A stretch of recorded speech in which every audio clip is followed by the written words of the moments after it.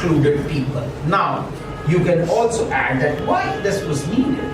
People knew that even if the Dalit will become, rich, he will not be accepted. There may be discrimination. If he is educated, he is rich, he is politically powerful, and yet discrimination can take place on the basis of caste. And therefore, he needed that, look, there should be Article 330, 335, 332, that because of which discrimination will not be there. I have become a professor and I am facing a discrimination because, actually I am there because there is a law. Otherwise, who will have allowed me to be in JNU? I would have not been allowed in JNU. Even if I would have been allowed, I would not have been allowed to teach a subject which I want. It is because of the reservation which exists there. So, reservation is not a poverty alleviation program. It is there to suggest self-representation of the excluded communities which have been cumulatively excluded for thousands of years. That is another misconception should go. And therefore, we should not support on, economic basis.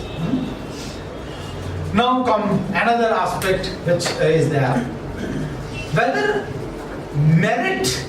Whether reservation compromises merit. Usually it is said that, isn't it? That because of reservation,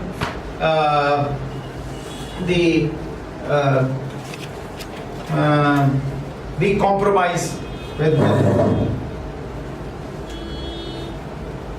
First of all, there is no sociological and constitutional and scientific definition of merit. I have looked into sociology dictionary and social science dictionary. I did not find the meaning of merit. Now, what is merit then?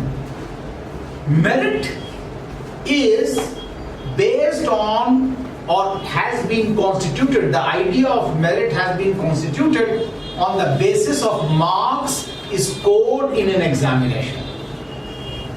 Marks scored in an examination. So if you score 70 and I score 60, you are more meritorious than me. That is one chance.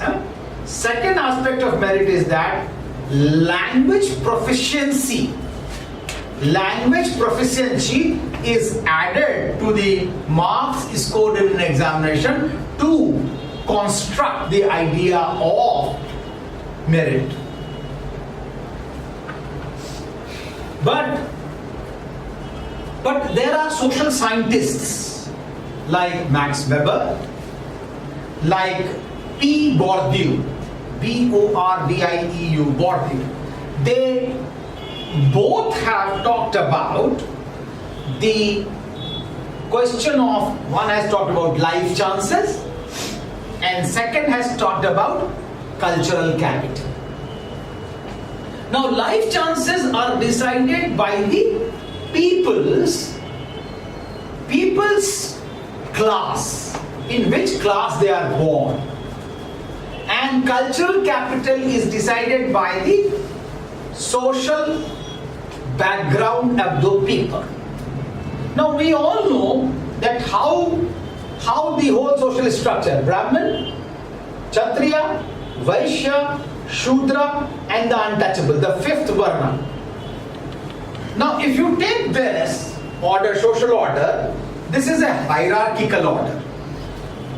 In this hierarchical order, the people who are at the above, at the highest level, Brahmin, Kshatriya, Vaishya, they have cultural capital. Sanskrit is there.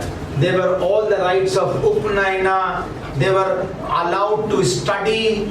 They had freedom to have trade. Any trade you could do. So they have developed cultural capital. And second, the life chances, because of this cultural capital, they also had network and life chances. Now, because of this cultural capital, they also came to know value of education. Because they were having right to education. The Dalits were denied right to education. It is only after the British that they started education. So for 1,000 years they were denied. And they were only denied in 1800 that they were denied to education. So this lag of time in the history is the social reality on the basis of which Dalits have started building their education. So they were lagging behind in education system. Okay, that is one. Second, now the marks scored in an examination can be decided on number of pertext.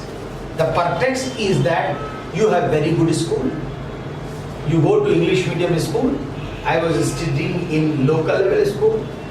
Along with the school, you also had a tuition in the house.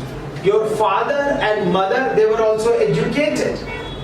And you had good books to study.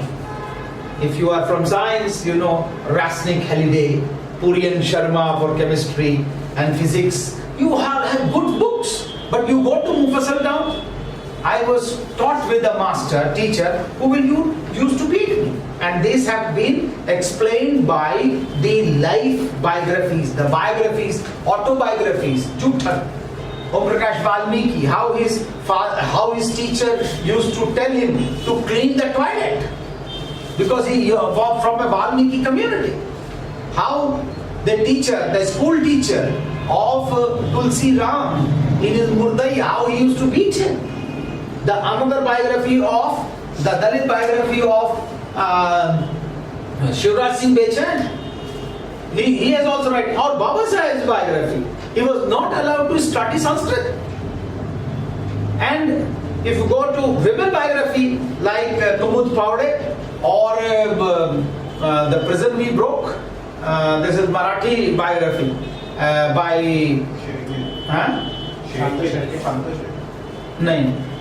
Urmila Pawar and others, no? They have written that how they were treated in these schools. Their teachers did not touch them and they were supposed to go outside. So in this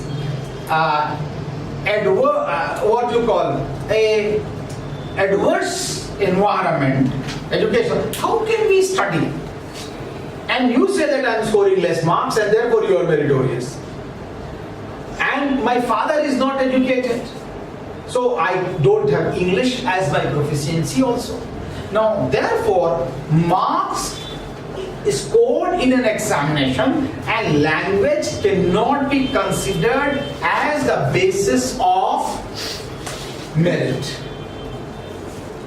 It cannot be considered as only the basis because it is partial. It is always partial. You have not taken any values from my side. For example, my labor, hard labor, is not part of evaluation as merit. How much hard labor we can do? Can they clean excreta? Can they lift dead animals? Can they really clean toilets?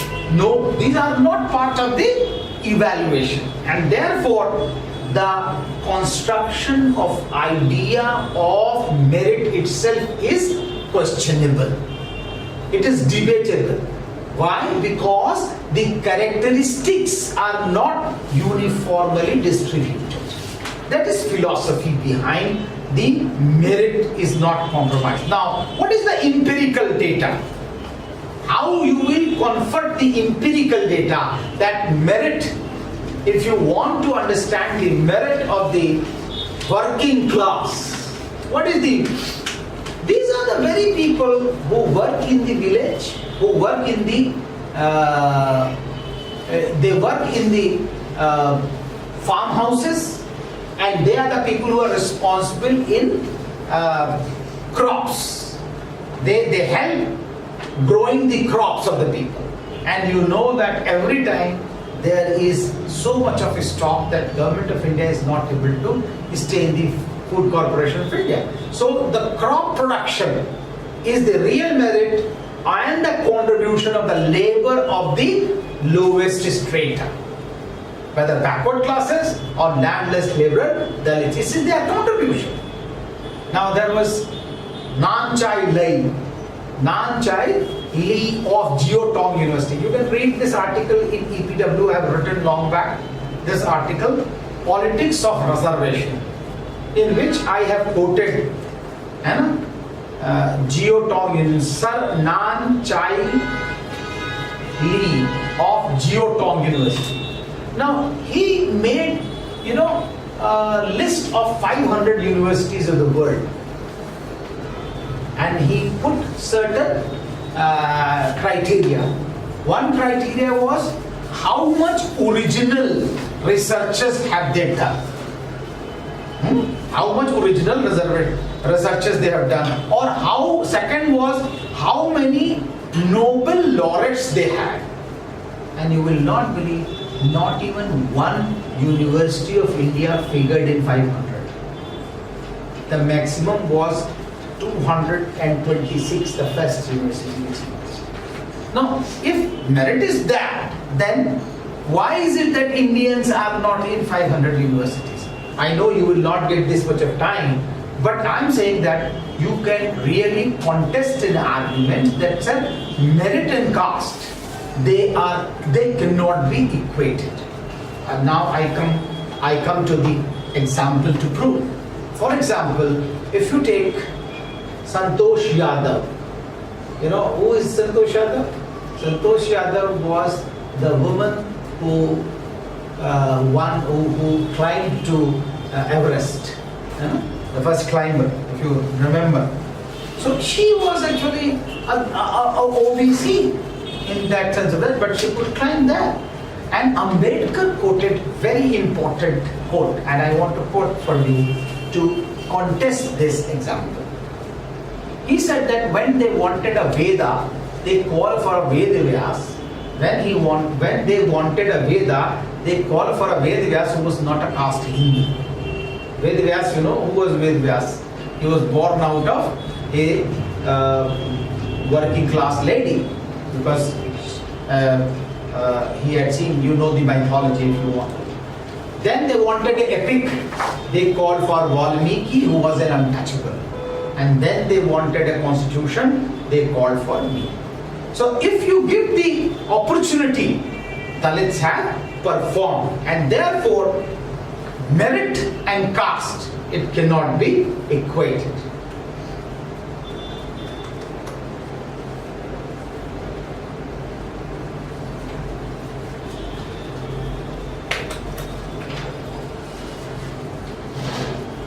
So I think, if you really want to have a philosophy